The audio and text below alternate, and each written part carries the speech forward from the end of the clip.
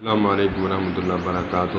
مجھ جیسے نام نہاد مسلمان اردو کی تعلیم کے خلاف بیان کرتے ہیں، ان کے لیے لمحہ فکریہ ہے کہ اردو جو ہے وہ کھڑے ہو کر پیشاب کرنا سکھاتا ہے اور اسلام جو ہے بیٹھ کر پیشاب کرنے کو سکھاتا ہے۔ میرے بھائی، ایسی بات نہیں ہے۔ نبی پاک صلی اللہ علیہ وآلہ وسلم کا ارشاد گرامی ہے کہ دونوں تعلیموں کے بارے میں فرمان عالی شان ہے کہ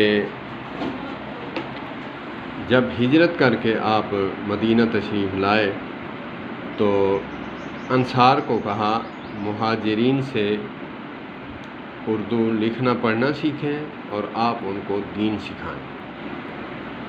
یہ تو نبی پاک صلی اللہ علیہ وآلہ وسلم سے ثابت ہے۔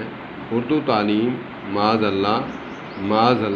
اللہ وہ کوئی کڑے ہو کر پیشاب کرنا نہیں سکھاتی، یہ ہمارے کردار اور افعال ہوتے ہیں، ایسا ہرگز نہیں ہے۔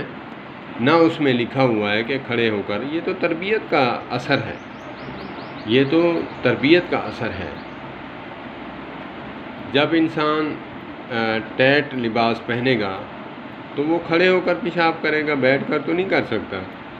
ایسا ہرگز نہیں ہے۔ خواہ کسی پر اٹیک کرنا، نہ کوئی دلیل، نہ کوئی وجہ، ایسے ہی خواہ اعتراض کرنا، دونوں تعلیمیں، دین جو ہے وہ ہمارا مقصد ہے۔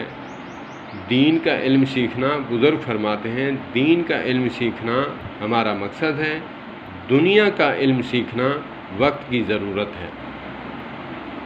اللہ پاک ہمیں بات سمجھنے کی توفیق عطا فرمائے۔ میں بھی اکثر کہا کرتا تھا میں اپنی بات کروں، کسی کو کیوں کہوں، لیکن اللہ پاک نے سمجھ عطا فرمائی، علماء کو سنا، بڑے بڑے جید علماء، مستند عالم دین، علماء اہل حدیث، علماء دیوبند، علماء بریلوی، اہل سنت، اہل تشیع، حتیٰ کہ اللہ پاک نے دماغ کی کھڑکیاں کھولی، تب سمجھ آئی کہ میں کیا کرتا رہا۔ ایسے خواہ زبان چلا دینا، معلوم نہیں کہ اس زبان سے کیا بک رہا ہوں، یہی زبان مجھے تخت پہ بھی بٹھاتی ہے، بخت پہ بھی بٹھاتی ہے۔ تو ایسے ہی بزرگ سمجھدار فرماتے ہیں کہ انسان جو ہے اپنی زبان کے پیچھے چھپا ہوتا ہے۔ اللہ پاک ہمیں سمجھ عطا فرمائے۔